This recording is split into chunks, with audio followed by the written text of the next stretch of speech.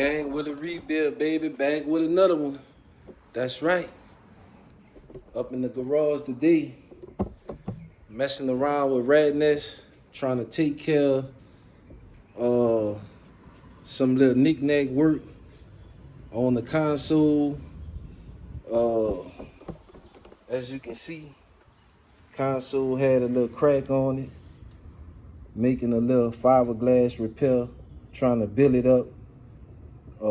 I fiberglassed it from the bottom. I was trying to do both sides at one time, rushing, because I got some other stuff that I need to do. But I wind up pulling the top layer back off, so I'm going to have to scuff that resin up a little bit once it dries so it can stick. But I fiberglassed it under the bottom, and still a little wet. Fiberglassed it from under the bottom. Then I knock that down, scuff it down, then come back, put a layer over the top. And this just the area where it bolt on to the flow, to the shifter flow. But I probably put an aftermarket shifter, so I'll mount that area onto the shifter. I'll fiberglass it, build it up, drill a hose back in it, wherever I need to put the hose at, and then I'll mount it to the shifter. Just trying to save the console. That's the original console. It got another little small crack in it right there, but I'm not gonna worry about that. That'll mostly be covered up by the seat on the side and then the cover right there. But not much more I can do with that until it fully dry. I'll mess with that a little later. Getting ready to head to the dry shaft shop because this the dry shaft for the Box Chevy, and my measurements were slightly off. I'm gonna have to take it over there and get them to take about 2 inches off it so I could get it to fit in the car. So that's my plan for the day. Once I drop that off, we'll head over to the shop, and I'll give y'all an update on the Box Chevy. Waiting on gotta get a Monte Carlo man to call. He got his flow pan in. So while I'm waiting on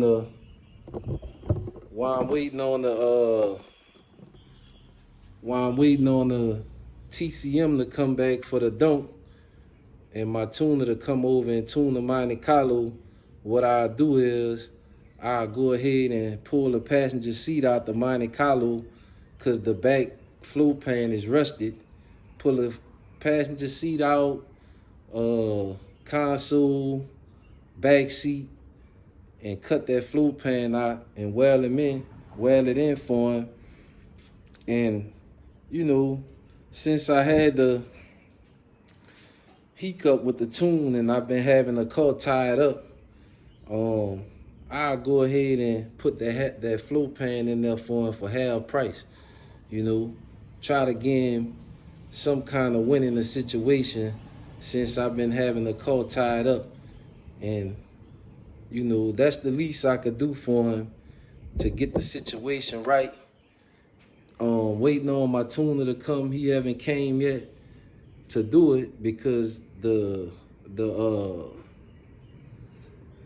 TCM haven't came back, and I let him ship out the TCM. So the TCM gonna come back to him, and once the TCM come back in, he'll go ahead and finish tuning the dome for me so I can go get the exhaust put on it. And he might tune the Box Chevy. I need to talk to the owner of the Box Chevy so I can try to get him to do all that stuff at one time while he at the shop. It's still gonna go to the dyno, but my tuner switched shops, so his shop is a smaller shop than the shop that he had at first.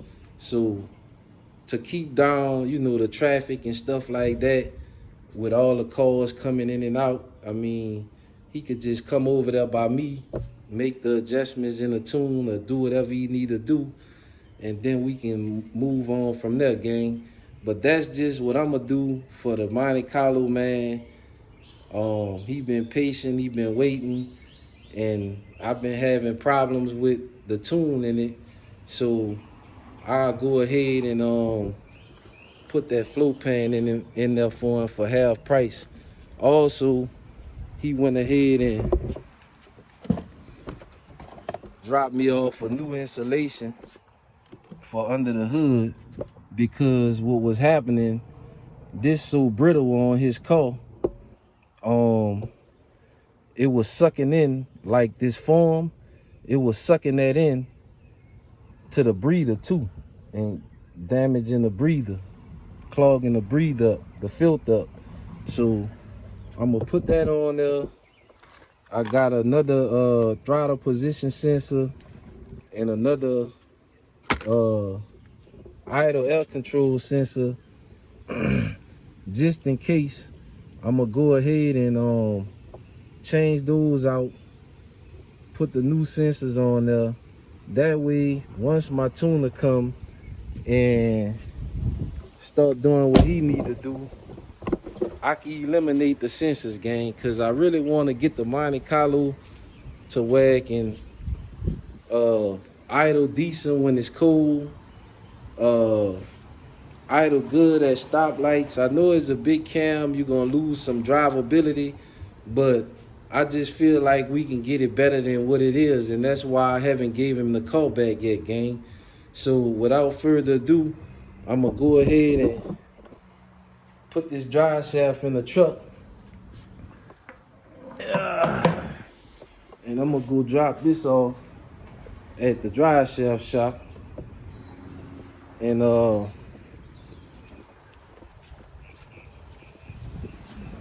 that's one less thing I gotta do.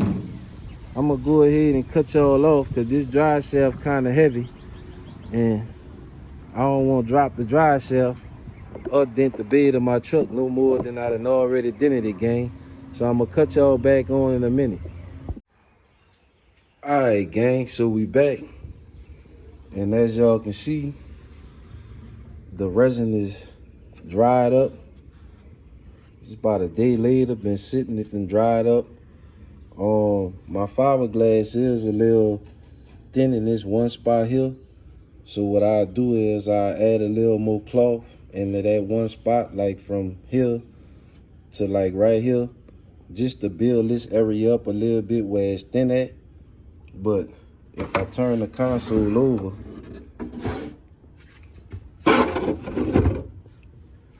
y'all can see that the repair has been made. I sanded back even with the way it was, and what I do is, you can still see where it was cracked. I'll just drill some holes in it so I can mount my console down to my shifter. And I'm not gonna finish it, like try to put binder or nothing like that on it, because as you can see, my shifter lid cover all that up. But what I am gonna do is I'm gonna repaint up in here, probably just get a whole console another coat of paint, put a new lid on it, and that saved me from having to spend $500–600 for a new console. Now the little crack right here, I'm not gonna worry about that, because like I say, you'll see to cover up most of that. But what I am going to do is, as you can see on the bottom side, this hole here is done cracked. So what I do off camera is I scuff this up, grind it down a little bit, and put a coat of fiberglass across that. Probably go across this whole piece with like 2 pieces of cloth, fiberglass, and then drill these holes back out just to give it some strength. In the bottom, I could take a washer and put on there, but I'll just put the fiberglass on there instead of putting the washer. Probably still put a washer, but I'll strengthen it up a little bit first. And that's how you can make repairs to your console or other plastic parts. As you can see, like right in here, if I move it over a little like that, it's not noticeable. And once I put some paint on it, it'll be all good. Nobody will know it. And like I say, since the cover go on it, I'm not gonna worry about trying to smooth that all the way out and put Bondo and all that. That's not necessary. Some people might want to take the extra time to do that, but I'm not. So since I finished doing this, we gonna head over to the shop and start tightening up some loose ends on the Box Chevy. I already dropped off the drive shaft. They should be calling me back any day. Probably today or tomorrow, depending on how back up they is. Sometime they'll give them back the same day. But we gonna go to the shop and start tightening up some loose ends on the Box Chevy and get it caught up, gang. That's right. I'm gonna cut y'all back on once we get to the shop. All right, gang. Before we head out to the shop, just to give y'all an idea of what I was doing. So this console have two screws, that one mount here, one mount here, and that screw down to the shifter. So what happens is when the console bumping into it and stuff like that, this console is kind of like that hard plastic, so it'll crack. So basically that's what happened over the years. It was shifting back and forward, people leg leaning on it, bumping into it, plastic got weak and broke. So what I did was I strengthened it back up with fiberglass, and I'll drill a hole in it, and now I can mount the screws back in it. So just wanted to let y'all see that, to give y'all an idea of what was going on for the people that might not know. And as you can see, once I put that on, that'll cover a lot of that up. It look white, that's just dust in there. And like I see, I'll clean that channel out a little bit more and put a little paint on it, cover it up. But as you can see, console back in and looking good. Once I put a little paint around that channel, you won't even be able to tell a repair been made on it, gang. Those consoles pretty expensive. And like I said, the little crack right here, your seat gonna cover that. Once I put a new lid on it, console will look brand new, gang. That's right. Now we can head out to the shop, gang. I'll cut y'all back on when we get to the shop. All right, gang, we done made it over here to the shop. And what we getting ready to do today is we finna go to cleaning up the wiring, looming the wiring, hooking up the fan wiring, and I'm gonna explain some things to y'all about the AC wiring, because a lot of people ask me about how to wire up the AC. So I'm gonna go ahead and turn the camera around and start walking y'all through the situation with the wiring. All right, gang, so we back on the Box Chevy. Let me turn this fan off. We back on the Box Chevy, and what I've been doing is I've been cleaning up the wiring, looming up the wiring, and hooking everything up for the fans. And as you can see, same type of situation, is looking nice and clean. Got the wires running to the fans, loomed up, ran them down the bottom of the radiator support. I don't know how good y'all can see down there, but connected the grounds for the fans right here to the frame of the car. I got my fuse block set up like I showed y'all before, right there. And the fans are all wired up. Now, as far as the AC, on your Box Chevy, you're gonna have this red wire and this green wire. This red wire, that's for your high speed on your fan.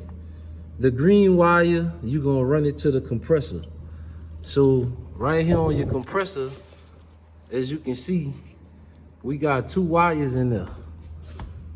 We got can't really tell what color they is. They might both be black. One black and white, one look like it's black. It don't really matter, I don't think, what side they on. The compressor just get a hot in the ground, but you don't have a ground coming from back here. So most of the time on some of your Chevys, they'll ground the they'll put the ground like on the AC compressor, like ground it like to the bracket. But what you want to do is hook your green wire up to, a lot of times it'd be a green. Your black and white probably is your hot. I don't know, it could be green in here, it might just be dirty. But you're gonna hook one to your green, the solid black probably gonna be your ground, most likely. You could run that like to the back of this bracket. You can run it down somewhere and hide it. You can ground it like to the valve cover. Anywhere you can get a good ground. If you won't hide it, there's a lot of places you can run it. You can run it down to the block or whatever. But far as your red wire, so I run all my wiring inside the car. So I get my key on power from inside the car. I make all my connections on my for my gauges and stuff under the dash. But this pink wire here that went to the distributor, if you look at the multimeter when I ground it, you don't have any power. If I go inside the car and turn the key on, you hear the fuel pump coming on, all that's wired in. If we touch it and give it a ground now, you see we got 11.76 volts, which is basically 12 volts. That's gonna be a key on power, key on 12 volts, I mean. So what I do with that pink wire is, since it's already under the hood in the loom, I'll run that around behind the engine and over there to the red wire to give my fan speed, to give my fan motor high speed. And inside your car, if you pay attention, so right now the AC is on high. It's actually on high already. If I switch it back one, you hear my fan motor come on. Switch it to medium, fan motor still on. Low, fan motor still on. But when I go to high, you don't have nothing because that red wire gotta be hooked up to give your fan motor high speed. And that's key on power. That red wire is not supposed to stay hot all the time. It only power up when you key on. And the reason how I know that is because I checked it on my Monte Carlo, which is all factory, never been tampered with, and that red wire is only powered up when the key is on. So if you've been following the channel a little while, or you've been checking out the channel, first thing I want you to do is go ahead and subscribe to the channel, because I know you done learned something. If you done watched the channel a few times, you should have learned something. So go ahead and hit that subscribe button. So like I told y'all before, I put the computer down there in the side. As you can see, all this buttoned up, buttoned back up now. Kick panel under, you don't see no computer. Everything is looking factory, gang. If you look real good through the crack, you might can see the top of the connector on the computer just a little bit, but that's factory look, baby. That's right. And then if you come over here to the driver's side of the car, if you come over here to the driver's side of the car, you see right here under this side of the dash, I got all my connections right here for my harness. I dropped the extra hot wire down to run to my Dakota digital box. My key on power is already wired into the ignition wire, and I got my tag wire and stuff like that just hanging right under here. Nice clean installation, gang. You don't see no wires and shit hanging all down around. You got your OBD2 port right there in the factory location, mounted up. Only thing I'm waiting on at this time, gang, is the Dakota digital to come in so I can wire that in. One more thing I'm waiting on is my my headers. Waiting on the headers to come in. And that's about it, gang. She ready to put fire in the hole. Y'all heard that fuel pump coming on back there.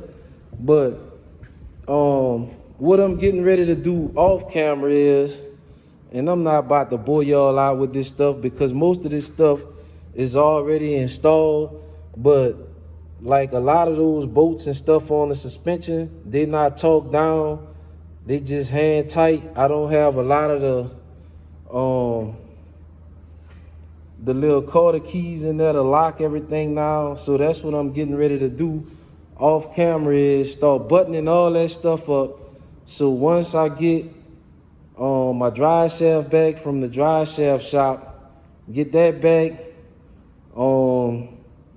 get my headers and stuff like that, I don't really have to go back under the car. Everything gonna be tightened up, bolted up the way it's supposed to be in there to stay for good.